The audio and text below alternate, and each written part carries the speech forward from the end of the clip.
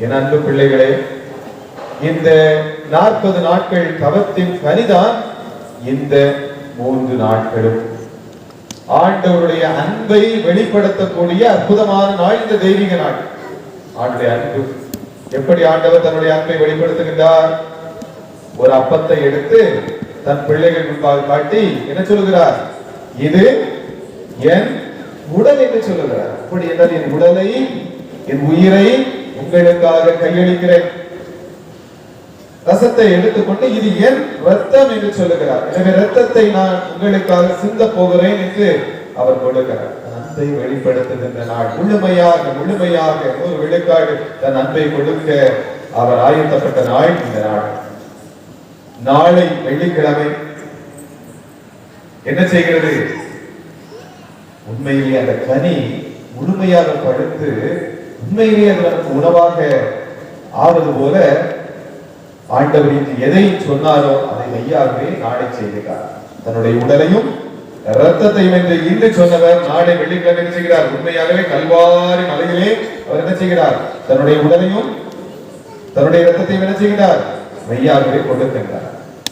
மூன்றாவதாக பாருங்கள், அதனுடைய கனியாக மரணத்தை வென்று ஆண்டவர் உயிர்ப்பு என்கின்ற பெரும்பாக்கியத்தை கொடுக்கிறார்.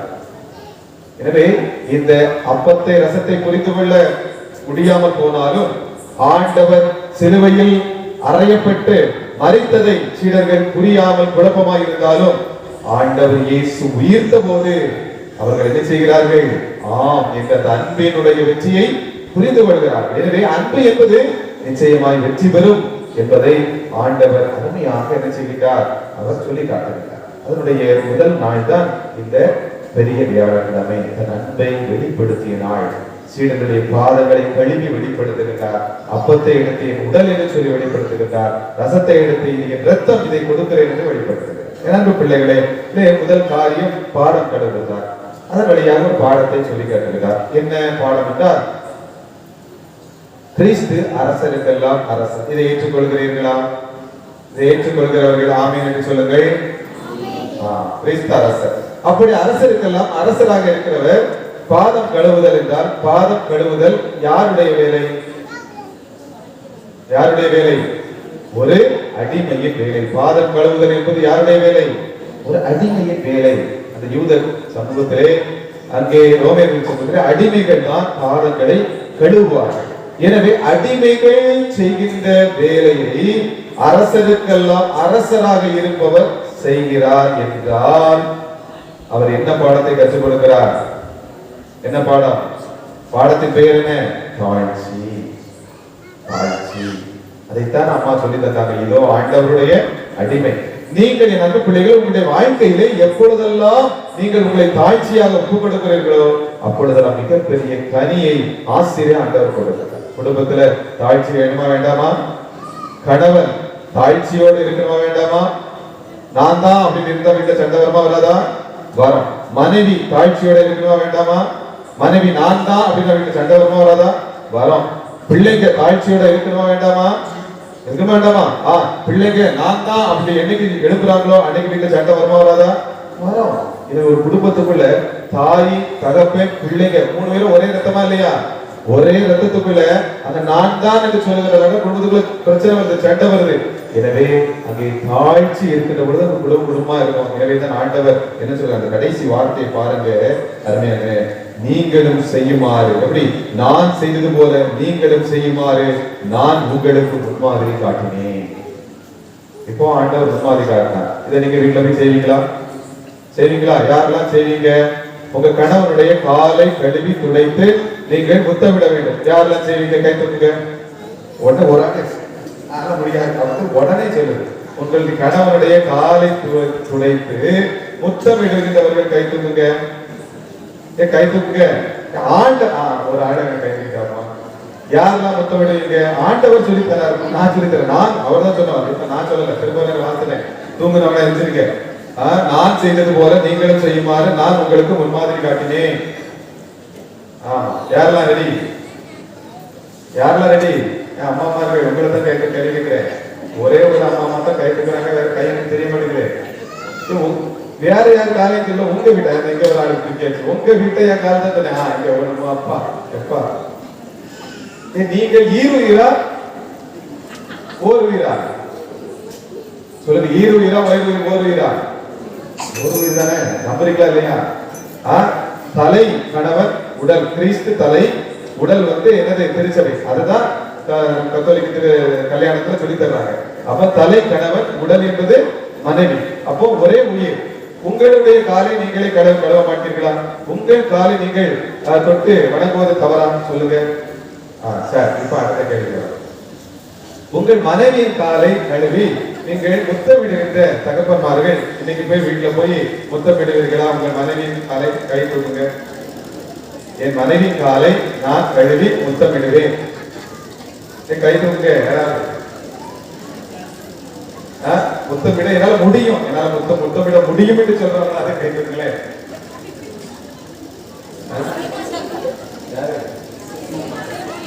பரவாயில்ல, மானத்தை காப்பாத்திட்டார். ஒரு வாரம் சோத்துக்கு ஒரு சோறு பதம் சீமான் பேரு அங்கே காப்பாத்திட்டாரு. என் காலை மட்டுமல்ல, என் தலையும் கழுவுன்னு அவர் சொல்லிட்டார். Very good sir. இப்ப பிள்ளைங்க, நம்முடைய குழந்தைகளுக்கு வருவோம். பிள்ளைகளே, உங்களுடைய உடல் யாருடைய உடல்? உங்க அப்பா அம்மாவுடைய உடல் இல்லையா?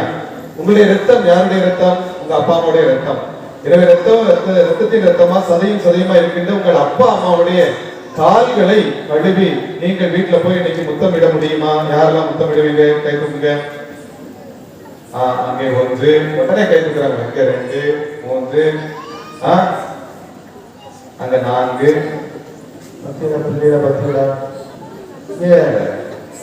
உங்க அப்பா அம்மாவுடைய கைகளை கை தூக்குறாங்க. மீண்டும் ஒரு முறை கேட்கிறேன். பிள்ளைகளே, உங்களை பெற்ற அப்பா அம்மாவுடைய கால்களை கழுவி, நான் சொல்லல, இயேசு சொல்றாரு, நீங்கள் முத்தமிட முடியுமா முடியாதா? சத்தமா கை தூக்குங்க. கை தூக்கிறத பாக்குறேன். பிரசங்கத்தினுடைய முக்கியமே இதுதான் இருக்கு. அந்த லைட்டை தூக்குறாங்க, அந்த மெதுவா இங்க பாருங்க, நிறைய தூக்காம இருக்கு. யோசித்து பாருங்க, கைகளை இதுதான் முக்கியமானது. கை தூக்குறதுக்கே இவ்வளவு வலி இல்லை, கஷ்டப்பட்டீங்க. எத்தனை பேர் கை தூக்குறாங்க? நீங்களே பாருங்க. நான் சொல்றேன், தாய்மார்கள் ஒரு 4-5 பேர், தகப்பன்மார்கள் ஒரே ஒரு ஆளு, இந்த பிள்ளைங்க ஒரு 10 பேர் தூக்கிருப்பாங்க.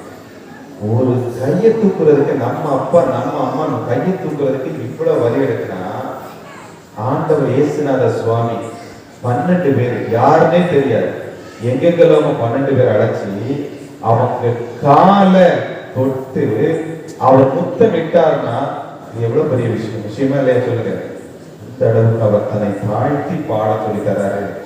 இவ்வளவு கஷ்டப்பட்டு அவர் ஒரு பாடத்தை எடுத்து வந்திருக்கிறாரு. அந்த பாடத்தை வீட்டுல நம்ம கடைபிடிக்கலன்னா யாருக்கு நட்டம்? சொல்லுங்க, யாருக்கு நட்டம்? 2 கூட்டி 4, 2 4, 2 கூட்டினா 4, 2 கூட்டினா 4, 4 4 4 சொல்லி ஆண்டவர் கஷ்டப்பட்டு சொல்லி தந்தாருனாக்க, நீ கணக்கு பாடத்துல 2 கூட்டி 3 போட்டா தெரியாம இருந்தா யாருக்கு நட்டம்? நமக்கு தான் நட்டம். ஆண்டவர் சொல்லித்தர அந்த பாடத்தை சாட்சியா இரு, கடவுள் உயர்த்துவார், குடும்பத்துக்குள்ள சாட்சியா இருக்கிறார். முதல் பாடம். என் அன்பு பிள்ளைகளை, இரண்டாவதாக இந்த நாளிலே ஆண்டவர் ஏற்படுத்தி மிக அற்புதமான ஒரு விழா, குருத்துவ விழா. குருத்துவ விழா, அதற்கு நாங்கள் பாக்கியம் பெற்றவர்கள். இது எங்களுக்கான விழா, குருக்களுக்கான விழா. இந்த நாளிலே நாங்கள் ஆண்டவருடைய பாதத்தை நாங்கள் முத்தமிட்டு, நாங்கள் ஆண்டவருடைய பாதத்தை முத்தமிட்டு ஆண்டவருக்கு நன்றி செலுத்த வேண்டும். ஏனென்றால் அவர் இன்னைக்கு எங்களுக்காக குருத்துவ விழாவை ஏற்படுத்தினார். அவர் எங்களுக்காக இந்த உயிரை, இந்த ஒரு பெரிய ஒரு ஆசீர்வாதத்தை தந்திருக்கிறார் சொல்லி ஆண்டுடைய அந்த பாதத்தை நாங்கள் முத்தமிட வேண்டும் இந்த நாளை நன்றி நடையமாக. அதனாலதான் இன்னைக்கு 12 பேருடைய கால்களை முத்தமிடுவதற்கு கடவுள் எங்களுக்கு பாக்கியத்தை கொடுத்திருக்கிறாரு. எனவே இயேசுநாத சுவாமியுடைய பாதமாக நினைத்து நாங்கள் 12 பேருடைய பாதத்தை முத்தமிடுவதற்கான வாய்ப்பை கடவுள் எங்களுக்கு தந்திருக்கிறார். ஆண்டவருக்கு நன்றி. ஏனென்றால் இது சாதாரணமான ஒரு ஆசிரியர் அல்ல. பாவங்களை மன்னிப்பது யாருடைய உரிமை, யாருடைய ஒரு ஆசீர்வாதம், யாருக்கு மட்டுமே அந்த அதிகாரம் உண்டு? யாருக்கு மட்டுமே? சத்தமா சொல்லுங்க. கடவுளுக்கு மட்டுமே அதிகாரம் உண்டு, பாவங்களை மன்னிக்கிற அதிகாரம். ஆனால் இந்த அதிகாரத்தை யாரிடம் கடவுள் கொடுத்திருக்கிறார்? யார்கிட்ட கொடுக்கிறார்? சீடர்கள், அப்போஸ்தலர்கள்ட்ட. எனவே நம்ப பிள்ளைகளே, நல்லா யோசிச்சு பாருங்க. யாருடைய பாவங்களை நீங்கள் மன்னிப்பீர்களோ அவை மன்னிக்கப்படும். யாருடைய பாவங்களை மன்னியாது விடுவீர்களோ அவர்கள் மன்னிக்கப்படாதுன்னு சொல்லுங்க. ஒரு தனக்கே உரிய ஒரு மேலான ஆசீர்வாதத்தை தன்னால் படைக்கப்பட்ட ஒரு படைப்பு பொருளாகிய ஒரு மனிதனுடைய கைகளில் கொடுக்கிறார்னா எவ்வளவு பெரிய ஆசீர்வாதம். அதை குருக்கள் கையில் கொடுத்திருக்கிறார்னாக்க எவ்வளவு பெரிய பாக்கியம் பெற்றவர்கள் யோசித்து பாருங்க.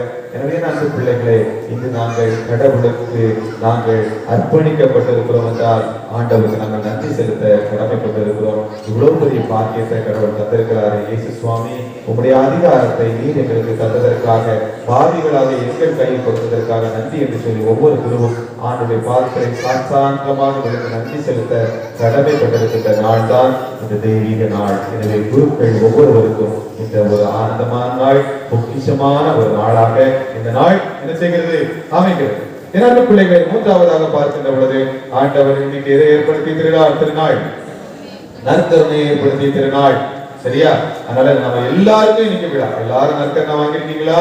5ஆம் கிளாஸ் முடிச்சவங்க அவ்வளவு பேரும் நற்கருணை வாங்கியிருக்கீங்க இல்லையா? எனவே நம் அனைவருக்கும் ஒரு மிகப்பெரிய பெருவிழாவாக இந்த நாள் அமைகின்றது. இரண்டு பிள்ளைகளை பாருங்கள். இந்த நற்கருணையை பற்றி யோசிக்கின்ற பொழுது ஒரு அற்புதமான ஒரு வாசகத்தை 2 நாட்களுக்கு முன்பாக நாம் வாசித்தோம். என்ன வாசித்தோம் என்றால், அப்பத்தை தொட்டு நம்ம ரசத்தை தொட்டு யாருக்கு கண்டவர் கொடுத்தாரு? ஆசிரியர்களுக்கு கொடுக்கும் போது யூதாசுக்கும் கொடுக்கிறாரு. அப்பொழுது ஒரு வார்த்தை இருக்குது. அப்பொழுது யூதாசை யார் நுழைத்தார்? சாத்தான் நுழைந்தான். என்ன சொல்லப்பட்டது? சாத்தான். இது எப்படி உங்களுக்கு குழப்பமா இருக்கா இல்லையா? அப்பத்தை வாங்குறோம், ஆண்டோடைய உடலை வாங்குகின்ற பொழுது ஏன் அங்கே ஆண்டவர் தானே உள்ளே நுழைய வேண்டும்? ஏன் சாத்தான் நுழைந்தான்? ஏன் சாத்தான் நுழைந்தான்? யோசித்து பாருங்க. அருமையான பிள்ளைகளே, யூதாசுடைய மனநிலையை நீங்கள் யோசித்து பாருங்க. யூதாசுடைய மனநிலை, அவர் என்ன செய்தார் அப்படின்னா, என்ன நடந்திருக்கோம் நீங்க பாருங்களேன். அன்னைக்கு ஆண்டவர் அடுத்த நாள் காட்டி கொடுக்கப்பட போறாரு.